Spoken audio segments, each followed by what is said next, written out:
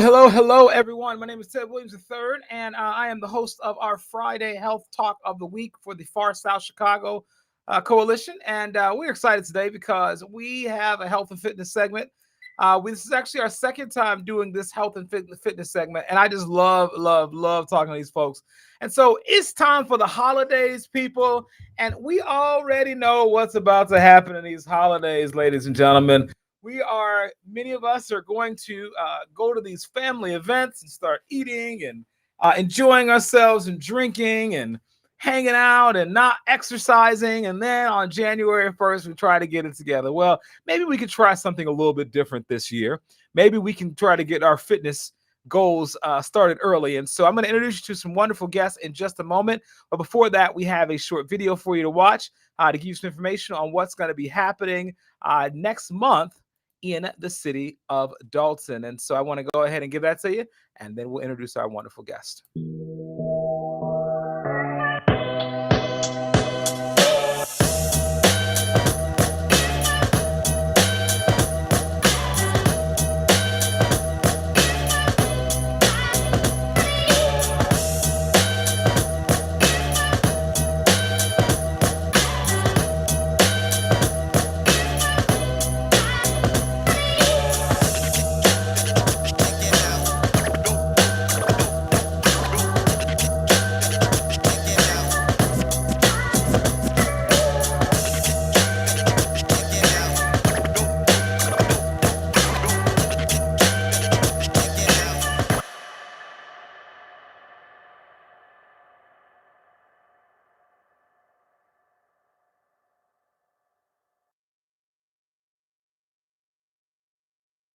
Well, all right. Welcome.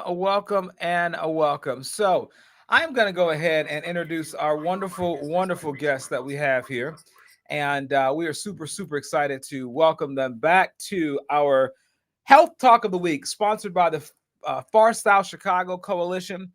Dr. Tonya Roberson is really the creator of this series and the producer of this series to really help people think about their health. And we do a variety of health issues, from mental health issues to physical health issues. We talk about diseases, and we have experts on. So we're so excited to have you guys here. So sit back, relax, and as my friend over at WVON, Chat Daddy would say, I got to steal one of his phrases. Grab the drink of your choice, right? He always talks about that when I listen to his show, and I've been on the show a few times, and he talks about just sit back, whatever that is, for the next 45 minutes or so, and enjoy this time. And hopefully this will help you with your goals. I'm going to go ahead and introduce our phenomenal guest here today. So first of all, we have Siddiqu, the personal trainer, who has really pulled this group of people together. And really, I'm excited to hear what he has to say. And then we have Mayor Tiffany Henyard from the city of Dolton, who is back with us again. We had a challenge last time that we were here together with Mayor Tiffany and Siddiqu, and they challenged me. I didn't come, by the way, to their challenge. I feel bad. They probably think I was scared, but I wasn't. I just got caught up and got busy. But we're going to talk again about how we all can challenge ourselves to be more physically fit, and so I'm super excited about that. Last but not least, we have Mr. Ed Calahan from the Calahan family, Calahan Funeral Homes, Calahan Foundation. And Siddiqu is his personal trainer. He is a community leader, and we are so happy to have you and the work that you do in the community. I was talking, I believe, your sister invited me to one of your events to speak to your foundation a few months ago. And I really have a lot of respect for your family and what you do in the community. So thank you for being here. Anyway, so Siddiqu, talk to me, brother. You got a lot going on. Why don't you talk to us about not only that, we'll get into the events and stuff, but the holidays are coming up, Siddiqu. And I know you train both of these people down here, so these are like they're not only spokespeople, but they're also clients, right? So they can tell you whether the product is good. But Siddiqu, tell us what we ought to be thinking about as these holidays come up, what you're working on, and how you can inspire our community to be more healthy, not only for the holiday season but beyond. Oh, shoot. I'm sorry. I apologize, Siddiqu. Siddiqu is muted, and I was going to say, hey, bro, I muted him, so forgive me, okay? It's all my fault. Go ahead, Siddiqu. My bad. Absolutely, absolutely. This is a great time. This is a great time that people want to just start over new. When you talk about a new year, it's going to be what, 2021 went by really, really fast. So with it being a new year, people want to set New Year's resolutions. They want to set goals. And we're just here to help people hit them. One of the suggestions I would give anybody is when you set a goal, try not to set a goal that's too lofty. Try to set a smaller goal. So as opposed to losing 100 pounds, set a goal of losing 5 pounds. As opposed to being in the best shape of your life, set a goal to work out 3 times a week. So that's always my suggestion for people whenever they're starting their New Year's resolutions or starting a new year off trying to be more healthy. That is fantastic. So both of you, Mayor Tiffany, this is a real passion of you for you, Mayor Henyard, in your administration in Dolton. You guys have put on a number of events. Why is this so important to you, and what have you been doing since you've been in office that has promoted this issue of health and fitness? Hi, can you hear me? We can hear you, yes. Okay. Well, first I want to say thank you for inviting us back, me and the wonderful Absolutely. What I've done since I've been out the last 6 months is promote healthy living throughout Dolton. Siddiqu came on board, and we did a lot of great initiatives throughout the summer. We did workouts in front of fitness. We did a hip hop workout. We did a house hair workout. You name it, we did it. So I just want to still encourage the residents to know that it's never too late to get fit. It's never too late to start. And it's never too late to pick up where you left off at. So that's kind of what we're trying to do now. We got a big event come January 23rd at Thornridge High School. It is going down in Dolton. So if you don't know about it, don't be about it. Come hear about it. Basically, come show up and show out for us. Fantastic. Thank you so much. We can hear you, but it's a little bit in and out. So it's a little staticky, but it's okay. I know she'll figure it out. But basically what she said is they've been doing the business, folks, around this health and fitness issue. Siddiqu, can you just reiterate the event that she mentioned so that people can understand? January 23rd, we're doing a free event. It's going to be free for the entire community. It's a beginner's workout, intermediate. So people that are just falling off of their New Year's resolutions, they can come to the class and have a great time. And then we're going to have Edric Calahan at the bottom. We're going to have him out there. Whenever I do a class, this guy comes through and he's just the ultimate motivator. He's kind of like my mentor. He doesn't really want to claim that, but this guy's a huge inspiration.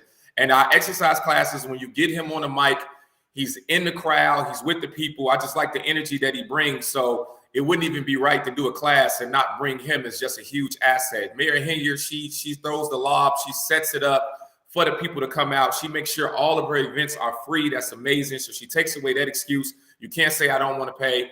She also has a setup so we have an on-site daycare, so you can't say you don't have anybody to watch your kids. And then we got Edric Calahan that comes through as the ultimate motivator. So it's just like an all-star game for exercise and fitness going on January 23rd, right after church, 2 to 3 p.m. You just got to register, come there, and it's going to be a great time. So rather than going to the buffet after church, right? You're suggesting that they come and get a sweat after church, right? Absolutely, absolutely, and then go to the buffet. Then go to the buffet after that. They'll do it better that way. Knock yourself out. Absolutely, Brother Ed. Why don't you tell us how you got engaged in this work? Once again, I know that you and your family do a lot in the community. Why is this issue important to you, and what is your connection to the work that Siddiqu and Mayor Henyard are doing? Oh yeah, we got an audio issue going on with you now. It's so funny. I apologize, you guys. We were all clear on this audio before we started, and I'm not sure what's going on there. But can you hear me? Can you hear me? We can hear you better. Yes. Okay. Well, my parents have always been big into health, specifically my mother. And being in the funeral business, you see people die all ages, all reasons. So subconsciously, you find yourself being engaged in topics regarding health and overall health. And so, again, Siddiqu has been my family's trainer for probably 15 years. And in doing so, he's become a part of our family, and he's always been big on just overall health. And so as a family, we've always been big on speaking at schools, being involved in the community, And so we just kind of brought it all together, and he and I have been doing this for years now. That's fantastic. So Siddiqu, I want to just throw a couple statistics out because I think it's important to have a large picture of what's going on and really why these things are a solution, the work that you are doing. So in the United States of America, literally the cost of obesity in this country is $644 billion every year. If you look at Germany, they spend about 411. This is all in healthcare cost. Canada 295, Italy 234, the UK 168, China 52. But we lead the world in this, right? If you look at the obesity rates between the year of 1999 and 2000, they were at about 29%. But increasingly they are gone up. And now that we're in 2018, those numbers were at 42%. We are looking at an issue of people really not being in shape in this country. And it's not just about activity. Activity is important, but we've got bad food and those sorts of things are important as well. 56% of people in this country are trying to lose weight, 27% trying to maintain, 13% are not concerned, and 4% are trying to gain weight. So can you give us some tips on nutrition, which I think is important? I'm going to talk a little about nutrition, and then I want to talk about working out and why that's so critical and why it's important. And I got to tell you all, I love this topic because I'm all about this. It is so critical and so important. And I hope you're listening, and I hope you share and tell someone else about this. We got some great folks in this room. You need to know about them, and people need to hear what they're saying. So, Siddiqu, give us a couple nutrition tips, would you please? All right. Number one nutrition tip that you can have is to drink more water. Okay. Your body can be made up of anywhere from 63 to 69% water. So water is just a critical part of how your body completely functions. Almost everyone, 9 out of 10 Americans, are dehydrated at some point during the day. So no one is drinking enough water. So water is very, very critical to your health. The second diet tip that I could give anyone is to eat less food. You always hear, I need to eat more food. I need to eat more food. I need to eat more food. America is one of the only places that you can be, and a homeless person can be 100 pounds overweight. You can't go anywhere else in the world and someone not even have a place to live, and they're finding just enough food to have an extra 100 pounds. So I always tell people to eat less. The ideal dinner time is 4 to 6 p.m. So you want to finish up eating dinner at around 6 p.m. to give yourself at least 4 hours between when you eat dinner and when you go to bed. If you're finishing up dinner at 9:30 and you're going to bed at 9:45, you're going to have a weight problem, because then you're going to wake up in the morning and you're going to find yourself dehydrated and you're going to think that you're starving. So between water, eating less food, controlling your dinner time, those are just 3 nutrition tips that I just throw out there and give anyone if you're trying to really control your diet. Fantastic. Thank you so much. Mayor Henyard, last time you were here, you talked about your own sort of training journey and in your own sort of work in this space. Why don't you tell us a little about kind of what you're focused on personally in this, and then once again, how this sort of bleeds into your work and becomes a part of your mission. She used to be 300 pounds. Mayor Henyard was 300 pounds at one point, everybody. Don't let her fool you. I'm just kidding. Yeah, okay. Yeah, I'm just kidding. I'm like, wait, what? Yeah, right, exactly. Basically, what I normally do is I'm into steps. So basically, I walk every day, I door knock every day. I'm into just cardio, basic, simple cardio. I'm into the abdomen, basically working out my lower part of my body, and Siddiqu try to get me to do daily routines. It doesn't work, but normally, like I said before, if I'm sitting at a table or if I'm at a business meeting, I'm actually doing leg lifts underneath the table. That's some people don't know about me. So I'm working out, whether you see me working out or not, I'm actually doing something with my body movement. So that's how I kind of stay fit. And then I got my little 2-year-old daughter, Justice. She keep me active, she keep me busy and out of breath. So I stay fit in all types of ways. That's awesome. I got something to say about Mayor Henyard too. So when she won, she's the youngest mayor in Dolton history, right? Youngest mayor, yes. First female mayor, broke history. But yes. So what happened was when she won her seat, it was a lot of other Black women that won their seat at the same time. And when they put Mayor Henyard's picture up, she was like the smallest, fittest person out of everybody that was winning seats. So I felt proud and happy, because I'm like, look, man, come on. Like she's the model. She's the prototype of like what we need to see. Because as we know, African-American women lead the charge in obesity related diseases, being overweight, all of those things. And I think that Mayor Henyard is the example to show like you can be a mom. My mom says that she's still carrying around baby weight for me. I think it's juice. And Mayor Henyard's got a 2-year-old, and and she's walking around slim, trim, and fit. So she's the example and a prototype that you can be busy, you can be a businesswoman, you can have a busy schedule, but you can still have an active lifestyle. Yes. Fantastic. That is fantastic. You really hit on that issue that I think is important when you look at this obesity issue in our community. Hispanic kids. So we look at when you look at the issue of obesity for children, Hispanic children have a 41% obesity rate. African American children have a 37% obesity rate, and Caucasian children have a 29% obesity rate. And so there are disparities there. And so it is so important that it becomes a lifestyle issue for our community. I think it's really critical. We have a question in the chat box for Mayor Henyard and for Ed, and I would like to do that. Then I'll come back around to Siddiq. So Dr. Tonya Roberson asked, why do you think that people have so many excuses? And Siddiq will come back around to you on that one. But the question for Ed and Mayor Henyard is, what keeps you motivated in this space? And Ed, I'll start with you. I'd love to hear sort of once again, I know you talked about your experiences with your work, but even personally, what drives you? And then I will add to that, what are you focused on? She talked about her steps. What are you focused on in your fitness journey? For me, I gain weight easily, and so I'm just conscious about that by nature. But again, being in the funeral business is kind of the root of it. It's one thing to be old or older. It's another thing to have a great quality of life in your older age. And so just because you're 60, 50, 60, 70 years old doesn't mean that you have to, be in a space where you can't enjoy life. And you can't get to that age and then start to work on it. You have to do your best to,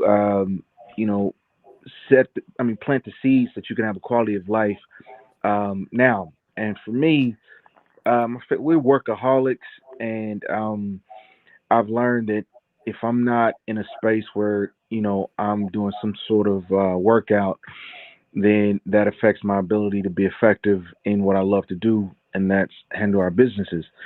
Also, I'm a very active person mentally. I'm always thinking, so I don't have the ability to do what most people do, and that's wake up in the morning and meditate and things of that nature. So through therapy and through Siddiq, about probably 16, 17 years ago, he challenged me to run a 5K. And at the time, I probably couldn't even run a mile. And in training, I learned that running was a meditation to me. It was where I found my peace. And now it's a thing that I have to do. I have to run multiple miles a day in exchange for what normal people would do as meditation. And that started due to my brother Siddiq about 17 years ago. And since then, my mother's become a runner, my sister's become a runner. As a family, we just run. I've slowed down. I used to do 6 to 8 miles a day, but I've learned that at some point, it can deteriorate your knees and things of that nature. So I've slowed down, but that's really, everything is rooted in my goals. If I can't tie my actions to my goals, it's pointless and a waste of time for me. Yeah, that's extremely important. I'm going to come back around to this running thing, and Siddiq, I want to get your input on running versus walking versus cycling versus that sort of thing. So I got a lot of questions for you, but Mayor Henyard, I want to hear about your motivation, because I know you're going to have to leave at some point. I know you've got mayoral duties to attend to, I'm sure, or whatever you have to do, man, family duties, I don't know, but I know that you said you have a limited time. So why don't you tell us a little about your motivation for your fitness commitment? So I'm gonna tell you straight up how it is. Siddiq is my motivation. When I say he keeps me active, He keeps me active. He know I'm a house head, so he play work it, you work it. We do that all the time. So we on the floor, we in the air, we doing everything under the sun as a workout. And I love that because it keeps you motivated. If you can just tie it to something that you love, such as dance, that I love dance. So that makes you want to do it. And I try to motivate the high school the same exact way. They love footwork. They love just house head music. So if you can do that, if anybody's watching this, if you can do that in your schools, go visit a school and just play some music and you'll see how the kids react to it. That is your motivation. That's what keeps me motivated. I'm young at heart. I love it. But that's what keeps me active daily. That is a beautiful thing. So I discovered a couple years ago, I was working out at LA Fitness. I played football in high school, so I still lift weights, and I was running back. So, but I lifted, but I noticed, like Brother Ed, I was picking up a little pounds. I was like, okay, I don't like this, so I got to get some more cardio. And so I was at LA Fitness in Morgan Park, which is like it's like the social, that's the LA Fitness. If you've ever been there before, it's just everybody's buzzing around, beautiful environment there. And I found a cycling class. And the reason why I found it was because I was in the gym lifting and this music was blasted. And like you, I like to dance too. And I'm hearing this music. I'm like, oh, what are they doing? And I walked in there and I got in on that class and I got hooked. And I tell you, to your point, there are songs now that come on the radio that I can't hear without thinking about working out. Like, they make me want to start working out. They make me want to like start getting on my bike or moving or whatever. And that's a good thing. And I bet you Siddiqu has done that to you, right? So you probably can't hear certain songs without getting down to some push-ups or something like that because it's in your head. So, Siddiqu, why don't you talk to us a little about sort of, because everyone is at different levels, Mayor Henyard likes to dance. I like to dance. Ed likes to run. Some people, I do run, but I don't like it. So I'm not like Ed. I don't find peace in it. I'm like, oh gosh, here we go again, but I'll do it. But what about those people who say to you, Siddiqu, man, I can't do that. It's too much. I can't run. I can't dance. It's just too much. I need something simple. Can you help us understand the differences in activities and what works for different people? Well, me being a professional dancer, so that's something that I'm passionate about. So it's hard for me to even understand. They're laughing. I don't know what that's about. No. I mean, it's intimidation. It's a laugh of fear. Okay. Mayor, even though Mayor Henyard, like, she may be one of the only mayors that I know that can footwork. When I show up, then it's like she's like humble. You know what I mean? Because there's levels. She gets scared. Yeah, that's levels. Yeah. And then and then my boy Ed, you would think that he could dance being Dominican, but you know what I mean, he has a hard time even dancing too. Like, I'm like, man, you got that whole Dominican thing going on. You would think that he would be able to dance, but it is what it is. But you know what I tell someone? Do what you enjoy doing. Do what you enjoy doing. Like, you will have someone that doesn't like biking, but then they buy a Peloton. And I'm like, well, if you don't like the bike, don't bike. If you don't like to swim, don't swim. Don't drown trying to get in shape. So do something that you like. So the brother picked up running. That was his thing. He likes to run. I watch him run and I'm out of breath. So I'm like, bro, you got that, champ. I want nothing to do with that. So even when he's out of shape, he can just run. I'm gonna tell you guys a story about Mr. Calahan here. So his mother trained for a marathon. His mother trained for a half marathon. This is a true story. Let me tell you why he's the son of the year. His mother does all of this training to get in shape for a half marathon. So I'm like, I'm going to go out here and I'm going to support her, Shirley Calahan. So he shows up and says, I'm going to support my mom too. So I'm like, okay, well, I only got one sign. So we both, hold the sign. He's like, no, I'm going to support her by running the half marathon. I said, no, you don't understand how this works. People train for this. This guy just shows up and just runs on some Diddy type time. And I'm like, bro, nobody shows up to a race and just runs without training. So, but he did it, man. So that guy's a machine. Don't let him fool you. This is really what he does. So that was many years ago. I won't say I can do that today. I'm not trying to hear none of that. Hey, okay, I'm gonna tell you a story. I got a marathon story. This is for Mayor Henyard and you guys. So everywhere I would go, people would ask me if I ever ran a marathon. And I was like, I had all these big words, and I was explaining to them why my body was just too fast and it wasn't designed to run a marathon. And I would tell this story everywhere I go. I'm like, I got these fast muscle twitch fibers, and I'm just too fast to run a marathon.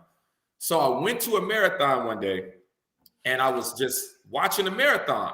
And sure enough, a guy with no legs, little tink, he just came just tinking along with no legs, with them little robotic legs, and he was running a marathon. And I was so overcome with emotion because I had been lying to people for years why I couldn't run a marathon with my legs.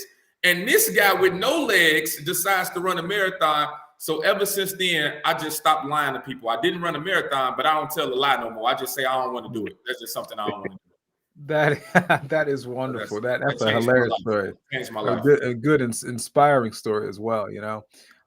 So I want to ask you. I'm interested in this obesity question because I look at these numbers, right? So I gave you these numbers about kids in America. We also know that the obesity rates, according to the federal government, close to 70% of African American males are considered to be obese, 69%, and 82% of African American females, which is, astronomical. But I'm also a little interested in these obesity rates and how they determine who's obese and who's not.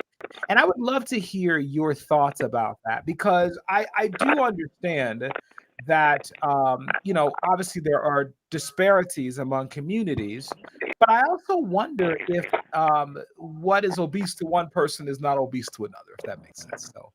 Absolutely.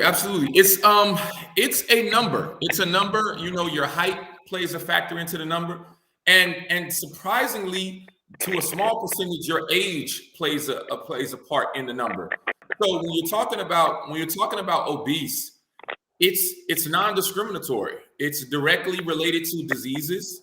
As we know, cancer lives in fat cells. When you talk about type 2 diabetes, when you talk about hypertension, when you talk about strokes, when you talk about almost every disease, it's weight related. So when someone's like, oh, well, I like my shape, or I feel comfortable at this weight, it has nothing to do with how you feel that you look. It has something to do with your organs. You take a car, for instance. You see a big truck, it's an F-150. It has an engine to push an F-150. It has tires for F-150. It has a door. Everything is set up for it to be a big truck. You take a Nissan Altima and you try to hook up the same thing that you will pull with an F-150, eventually you're going to have problems. And your body is honest. Some people will say, oh, I have knee problems. I'm like, no, you have a stomach problem, because your stomach can't carry around all of that, with on your knees. So your body is honest. When you talk about diseases, when you talk about getting on medication, it's not about how you look. So when you're talking about obese, you're talking about obesity-related diseases. It doesn't care what you think. It's not, oh, well, that's a white person's weight. You hear somebody say that, oh, that's a white lady's weight. Listen, what you weighed in high school, you can't say that's a white lady weight. So my mom always says, we all was thin, but my mom always says that the reason that she's big now is because that's how our family is designed. And I'm like, no, y'all just eat like a big person and you became a big person. So it's just about the food. Oh, I see somebody in the back. Who is that? I see somebody in the back. Who is that? There she go. Is that the marathon runner? Yeah. Wow. Yeah, well, your story is very inspiring, extremely inspiring. And Miss Calahan used to be 300 pounds too, everybody. She was 300 pounds. No. Look at her now. Look at her now, everybody. Listen. But I'm going to tell you guys this. Edric was a big baby. They said that his head was the same size now as it was when she gave birth. Edric was a huge baby, but Siddiqu, you were rough, man. I mean, that's my brother. He all right. Ed, do I need to give you the opportunity to counter, to rebut him? Because oh my God, this guy's for you, man. This guy's been coming for you since the show started. This is never ending. This is never ending. When we hired him because he was trying to be a professional triangle player. and Oh, failed horribly. not there. And so we said, man, we'll start letting him train us, and that kind of just worked out for him. I'm gonna tell you guys this. This is a true story. Edric has an amazing singing voice. This is true. Now, this isn't a joke. This guy really can sing. This guy has an amazing singing voice. He doesn't like people to know that he can sing. When he found out that I was a professional triangulist, he felt there was a rivalry between him and I because he doesn't play an instrument. Okay. So that's what happened. He's like, oh, you can play the triangle, I can sing. And I'm like, we don't have to be rivals. So he wanted us to collaborate, and I'm a soloist. So he always took that personal. So he brings it up as a kind of dig to me because he feels a certain kind of way. That he a solo triangle player, right? Yeah. Well, no, not a solo. It's called a triangulist. That's the triangle. Excuse me. Please forgive me. I apologize. You guys are funny, man. You guys are hilarious. There's a lot of love in this room. Y'all are really y'all are boys, man. It's very obvious, and that's a wonderful thing, man. You know, it really, really is. You know, so I don't know what to believe here now anymore. I don't know. I don't know what to believe, what not to believe, but it is what it is. So, so yeah, I tell you, I think why don't you, Siddiqu? I will not forget this. We met. I've done a bunch of these shows. I have all kind of conversations and stuff like that, and a lot of stuff flying in my head. I will never forget what you said on our last show. This was a couple of months ago. And you said, and I could see if I'm a good student, because I remember this straight from memory. I ain't looked at nothing or whatever. You said it's 1,300 calories is a pound of fat. Is that right?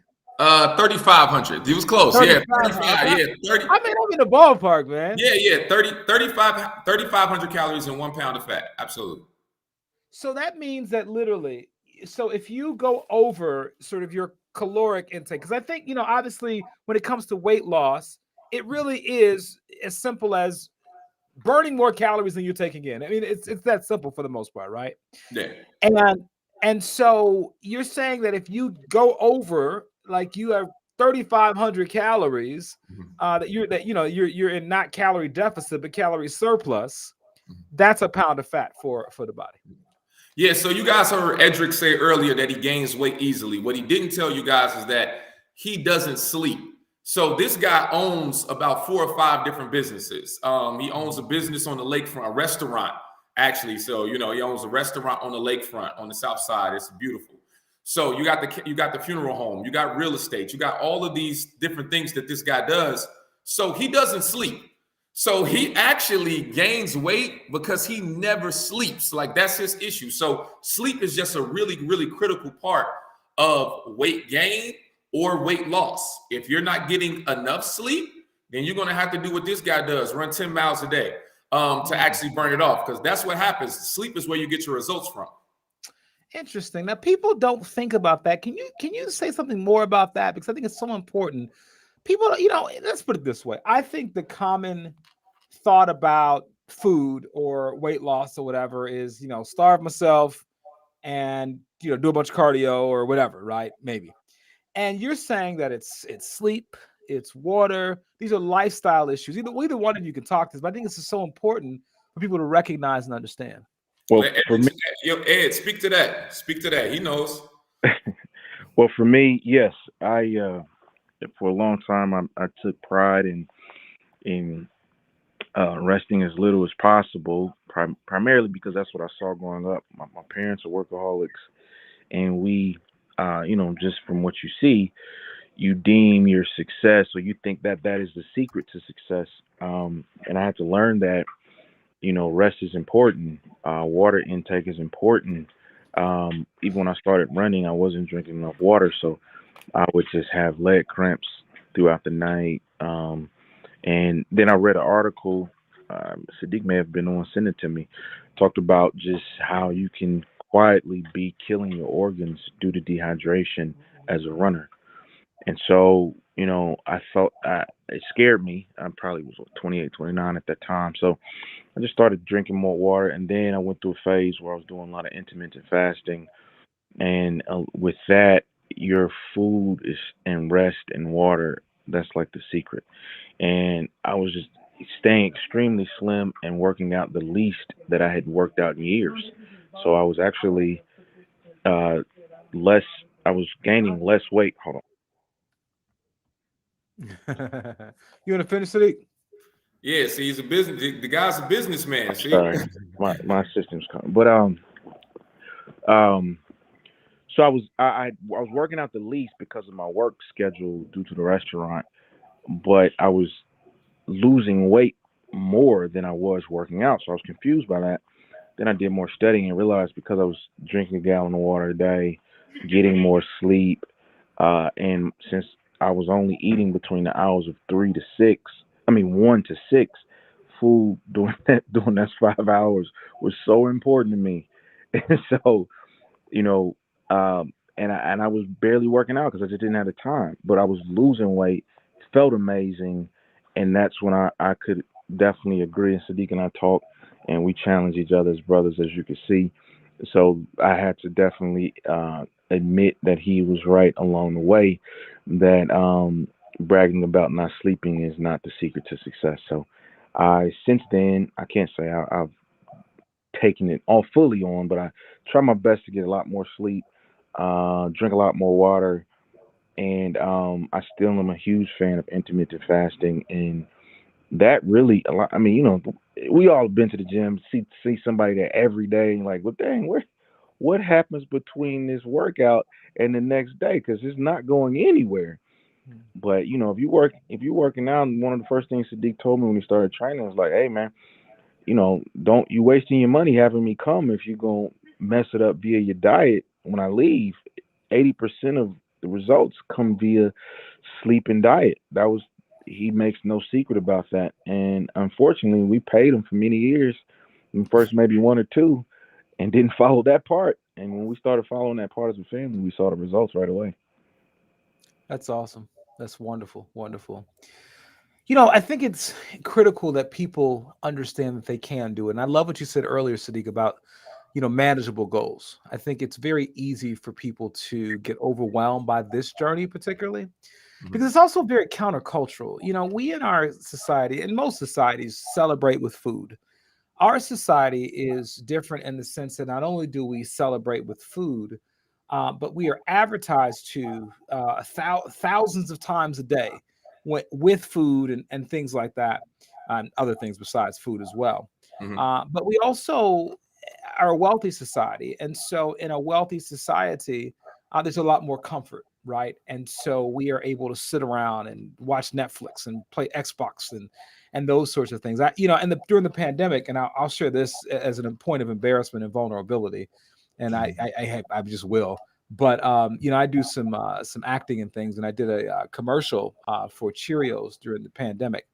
Oh wow! And I play a soldier, a soldier, and they got a shot of me from the camera. Literally is like on the ground, and I'm standing there in this costume, and and the commercial's still running. It's a national commercial, and I exhaled, and they bought me the super tight military suit. And I exhaled, and that camera was there, and I was like, "Oh, look at my stomach! Oh my God, I can't destroy the commercial. I can't watch it anymore. It's like it's too, And I remember I was like, "Man, in the pandemic when it first started, I was home working, eating, right?" And so that is kind of the culture that we're in. It's so easy to sort of just continue to eat, and so I want Siddiq for you to help us figure out manageable goals around this question of food intake. There's a lot of stuff out there. Do we eat more? Do we eat less? Your philosophy is that we eat less. Can you explain a little bit why and why that's important to you? Well, culturally, we understand that words shape our culture, right? So someone gets into a relationship and they gain a few pounds, it's common to hear, oh man, she's treating you good, or everything's going good, huh? I see you putting on that love weight. A pastor gains a little bit of weight, they call it an anointed belly, right? So you got a guy, you know what I'm saying? He's not Steve, he's Big Steve. You know what I mean? We like to attach these words to encourage us. In our community nowadays, we have a body sensitivity. So, it's just like, hey, don't say anything negative about this girl because just because she's 300 pounds doesn't mean she's not attractive, as if diabetes cares if she's cute or not, right? So we have in our culture, it's shaped by the language that we use. Cute face. What does cute face mean? Cute face means that she's really, really overweight. That's what that means. So we have these ways of encouraging each other through our language to be overweight, out of shape, all of these things. So I always tell people the first step is you really have to be careful of the words that you use. When you're describing yourself, when you're describing exercise, when you're describing eating healthy, these are some of the things that we have to, we're going to eat real good today. Nah, you're going to eat real bad today. Big Mama and Callahans, they do an amazing job as far as funerals. They'll have someone die because of a heart attack. Everybody cry in the funeral. They'll leave and eat the same thing that killed her at the repast. It's just like, come on, like, what are we doing? Say that again, man. Say that again. Yeah, that just took Big Mama out. So, so that's a huge part of it, man. Changing the language that you use, understanding the importance of it, small, attainable, realistic goals. And then that's how you start to shape your lifestyle. Because what the Callahans have what they've done is they've made health and fitness a lifestyle.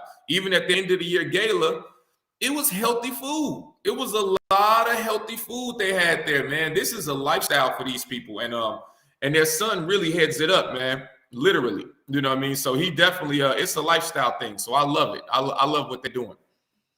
That is man, that's fantastic. And what you said about sort of our family culture and what we eat is, man, it's so important and it's so critical. And I find that oftentimes in our community, and the sad thing is, and I love what you're doing with your family, bro, because oftentimes we end up, after 30 years of eating what's out here in the streets, right? Decide that, oh my goodness, can't eat that anymore.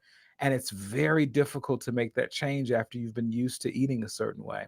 And so why don't you tell me a little before we got about 10 minutes left, but how do you guys do this as a family? Because I think that's really, really cool. And I think that is inspiring to a lot of people.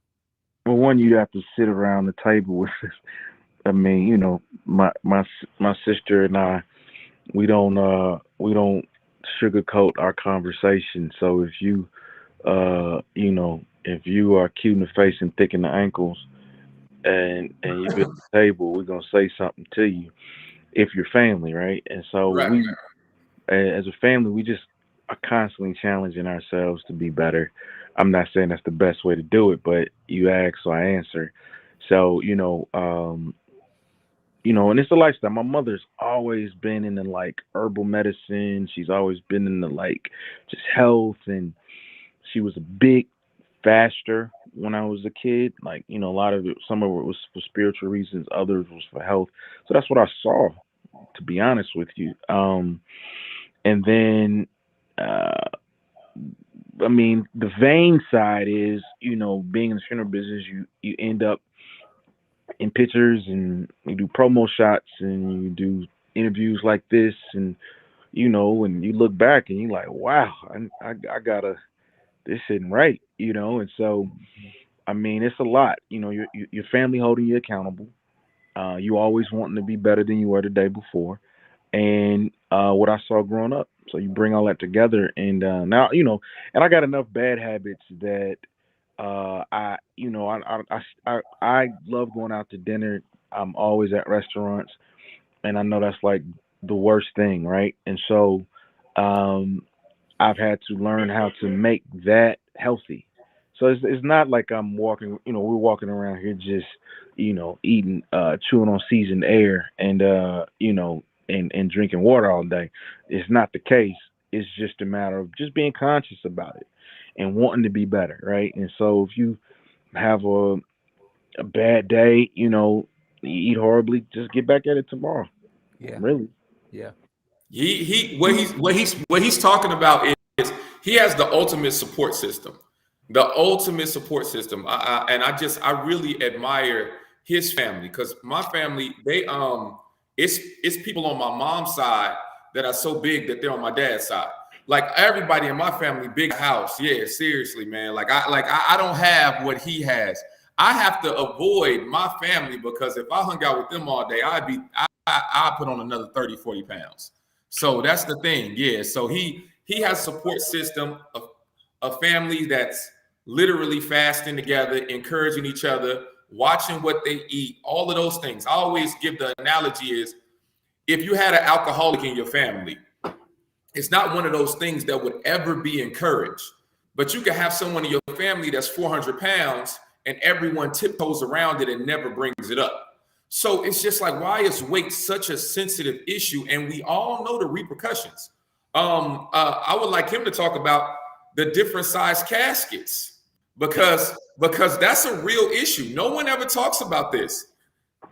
Well, I mean, it's just again, as people become bigger, things have to become bigger. So, you know, we are a country, specifically of people that are really struggling in this weight department. And it shows up across the board, right? You got bigger babies, you got bigger deceased. You know what I mean? It's just you know, and we don't realize it's slowly killing us. What's the price difference? What's the price difference? How much? I mean, how much? it's like it's no different if you're flying and you need 2 seats. You got to pay 2 times the cost. I mean, if you need a casket that's normally, you know, whatever inches, and you need double the size, you got to pay double the size for the casket, double the size for the grave. You know, if you're being cremated, they're gonna it's just because, and that's horrible. I can't find a politically correct way of saying it, but at a certain point, obesity becomes inconvenient for everybody else around you. And at some point, to consciously stay obese is just being arrogant and inconsiderate to everybody around you. It's like, I mean, if you're flying on a plane and the person is really obese, now there are health issues that cause it that make people struggle. But if you're just doing it for comfort reasons, you know, it's like you're on the plane comfortable, you laid back, and but you know, I've been in the middle seat where it's like, my God, you know, so it's just what it is. Well, let me say this too, because I want to make sure that people, you know, are encouraged, right, in this For sure. conversation right? I'm saying, you know, and I'm not saying that. I'm just saying in general, because you know, like you said, I mean, there are some real issues here, right? There are psychological issues, to your point. You know, I think honestly, the other thing is, you know, this country, and I've done a lot of, you know, reading about this. There's stuff in our food, bro, that is awful. That is banned other places, and we're eating these things, and it just like the average things we think about eating are horrendous for us, right? We'd have to do a whole nother show, and again, let me clarify my comments. When I say consciously, right, and when you consciously are doing that is when the results are what I just said. Now the subconscious part is this: some of us in our heart and our mind and our soul really want to lose weight, okay?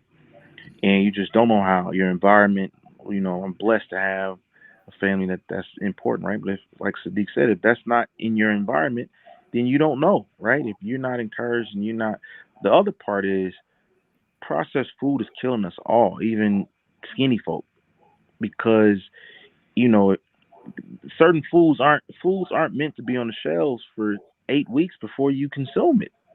That's just not what it is. So whatever the chemicals and the fact that we can't even advertise most of the food we eat overseas says something, right? If it can only be, you know, consumed here in America due to the lobbyists and things of that nature, that affects you because you can work out all day, and if you're just eating processed food, and I went through a phase of that. So that's why when I say conscious, because subconscious, I did not know. I went through a phase where I just was addicted to vegan cookies. That was my thing, right? And it was vegan protein cookies. So I call myself after a workout, feed my sweet tooth and being healthy. And it tore my insides apart. I mean, it really almost hospitalized me for a minute because I was just, processed food was killing me. And so I wasn't losing weight.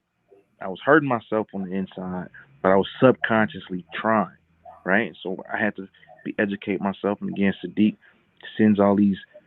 He, as a trainer, what I do love about him, he's not worried about our feelings. When he sends us articles, when you call him about a problem, he's not trying to pacify and rub you on your back and say it's gonna be all right.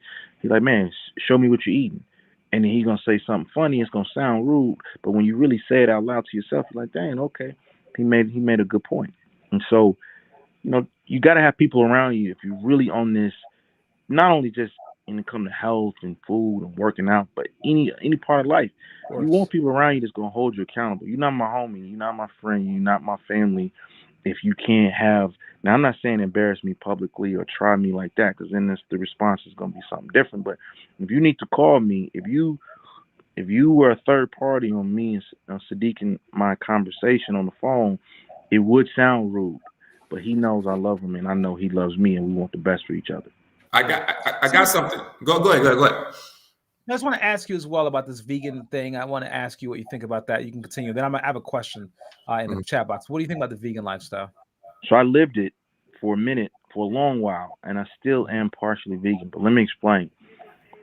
I was a junk food junkie as a kid, right?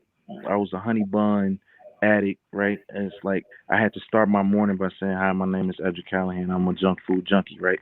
I had to go to AA classes for my junk food addiction almost. So when I went vegan, all I did was transfer those habits, right? I'm in native foods twice a day. I'm eating a vegan cookie. I'm ending my day, and while I felt good psychologically by saying, this isn't a real burger, what it takes to make an impossible burger is impossible, right? So when you really read, and again, it was Siddiq, man. I don't mean to keep pumping him up, but it's really honest truth. I was bragging to him one day about my vegan lifestyle, and he was like, "Man, why don't you try reading the back of that box?" And I couldn't pronounce half of the stuff. I'm like, "Well, this ain't what I want, man.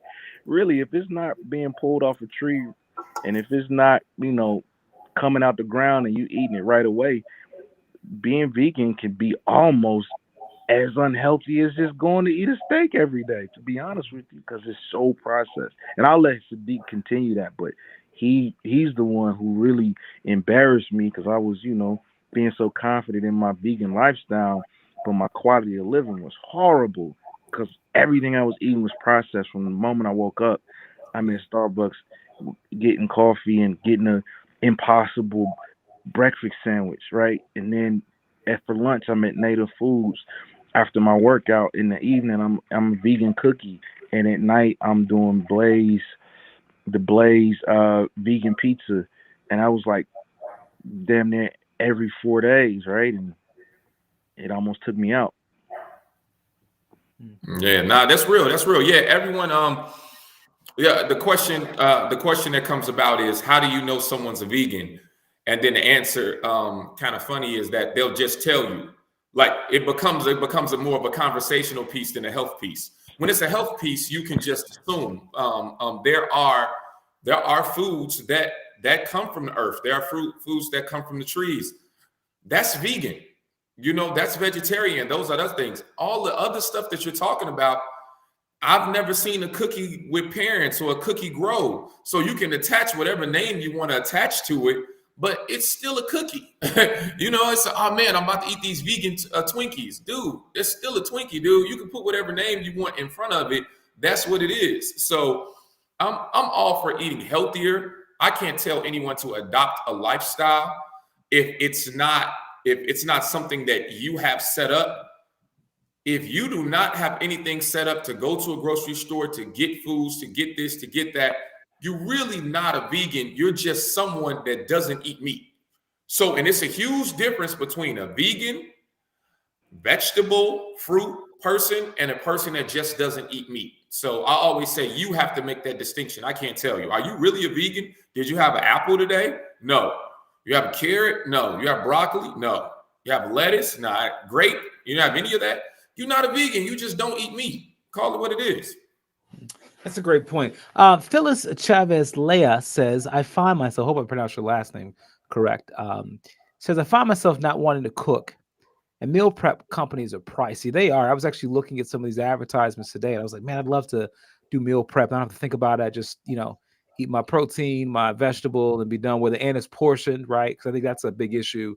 I know I find the portion issue. I play, and you guys play sports younger, and we just, you go to practice and you burn calories, and then you eat literally everything you can find, right? And burn it off the next day. And you burn off the next day. You're in shape. And I have to consciously go, I'm not 16. I cannot do that anymore. You know what I mean? And so meal prep, right? These meal prep companies are pricey. Can you talk about that for a second? Meal prep. I think maybe that's the question. Yeah, absolutely, And absolutely. portions. My question always to someone, because obviously it's not cheap, but neither is a hospital visit, neither is a new lung, neither is a new foot, neither is new knees. I had a guy, he got an infused spine, and the surgery was like $70,000. So they're not cheap, but you do have to balance, right? So how much is your health actually worth? Let's say hypothetically you get to live an extra 15 years. So when you say I get to live an extra 15 years and you're making, this amount of money a year, you make a lot more money being healthy. Calahan being in business, one of their biggest costs is healthcare. They're going to miss days. Those things, though, it's a huge financial burden because of that. The thing I would say is when you create a lifestyle where you don't go through a drive-through, where you do spend 10, 15, 20 minutes to cook, there's some other benefits that come with that as well. Relationships. It's a direct correlation between a family sitting down eating dinner and grades. How expensive is that? Relation between dating and eating. So it's not just a health thing. Everybody eats on the go. When do you have a chance to sit down and talk? So you have the time because and I don't know exactly what goes on in that young lady's life. It's a great question. But the Love and Hip Hop is an hour long. I need to know what's going on with Yandy and Mendici just like everybody else, but it's an hour to watch Law and Order. It's an hour to watch Chicago Med. It's an hour to watch Love and Hip Hop. And then when it's time to cook a 10-minute meal, people are like, I can't do it. I can't do it. 10 minutes to, to cook. Yeah, I can't do it. Yeah. And I'm just like, come on, guys. You have to pick and choose. But it's one of the reasons that I like what my brother Ed always says. We have to be harsh because many of us, we don't truly understand the impact of the alternative. When you go to those hospitals and this guy is behind the scenes, when you see those bodies, when you see that grieving wife or that grieving husband, or when you see that child that's going to grow up without their parent at 16 and it really what the dad was only 55, then your perspective on health starts to change. And you're like, dude, we're not talking about vanity. We're not talking about appearances. We're not talking about being cute or this or that or where you can shop at. We are literally talking about life and death. John 10:10 says that he came that we may have life and have life in abundance. If you are someone that subscribes to the scripture, you have to understand that abundance means a lot of. And if you plan to have a lot of life, you can't die at 55. You can't die at 60. 65 isn't old. 70 isn't old. 75 isn't old. I had a guy that I was training that was a World War II veteran, and he was 97 years old, and he was doing exercise. What does that mean for his daughter to have her father in her life all the way until she's 71, 72? We are talking about changing a community by people just eating healthier and living a healthier lifestyle. You see why you gotta love Siddiqu? He go from beating you up and then take you to church and really on right. Yeah, I was just about to say that and honestly, this is not for TV. This is, if I screenshot our conversations, this is what it is. He's gonna tell you the harsh truth, and I think a lot of trainers, that's what makes him such an amazing trainer. A lot of trainers pacify their clients for the sake of being fearful of losing you. And if you choose not to call him back, Siddiqu, is okay, but you're gonna at least know how he felt about it and what his decision was, and he's gonna stand by it. And typically he's able to relate it to an author, relate it to biblical the scriptures. He's gonna relate it to something that makes you sit down and say, well, man, you didn't put it on a plate in the best way, but once I got to chewing it, I really realized what you said was really best for me. And so that's what makes him such an awesome trainer and a motivator all at the same time. That's fantastic. It's so funny. You took the words out of my mouth. I was gonna say, man, so you've been kind of hard on the folks, and then you took us to church. And so I appreciate you, man. I appreciate you very much. Phyllis says yes. Dominique Harmon says, I'm still growing. Oh, I'm sorry. Phyllis actually said I live alone. It should be easy for me, but I buy food at Whole Foods and throw it away. Dominique says that I'm still growing in my discipline muscle. I think that discipline in setting up small systems, planning ahead, and support help. She said something very important. Discipline and faith are muscles, and you have to work them out. And again, one of Siddiqu's quotes, like when I first started running, I could not run a mile, but he would just make it uncomfortable, and he was breaking down. Just like when you lift weights, you as a ex-football player, when you lift weights, you're tearing up the muscle and it rebuilds itself. And that's Siddiqu's style. He's going to talk crazy to you while you're working out and running, but he's building your discipline. He's calling you out. And what the young lady said is, yes, I love the way that she phrased it by calling it a discipline muscle, your faith muscle. You got to work those things out for them to become strong. Absolutely. I love it. I love it. I go to the gym at 6:15 in the morning. I try to get there every morning. I don't make it every morning, but I am so inspired by the people who do make it every single morning. I probably make it 3 or 4 times a week. But there are people that I see there that they don't miss no matter what. Range. I was telling them this morning, I said, you all are amazing. And that's discipline muscle. And I think what it is for them, they don't even think about it.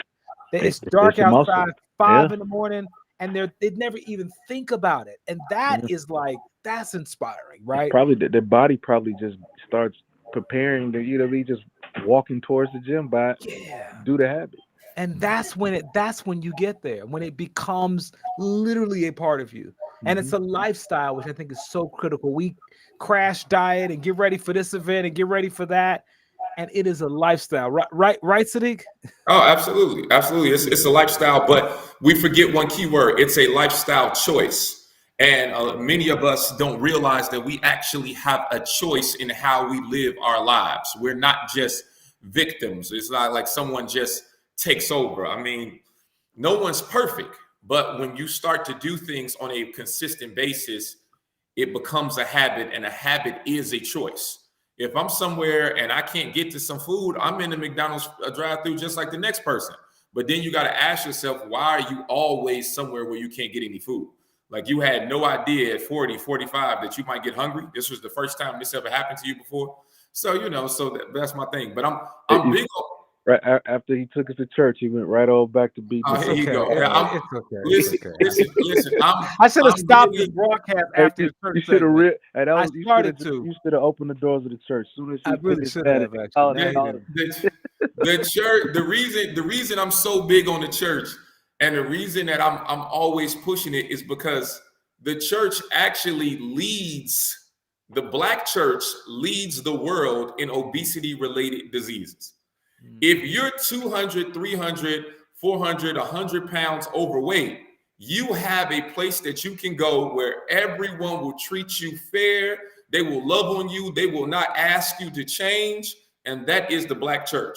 So when you go to a Black church every Sunday, you're going to see people open up the doors to pray for every single disease that everyone in the church has. And at the end of the service, we're going to make sure we serve you some food that caused every single disease we just prayed for you.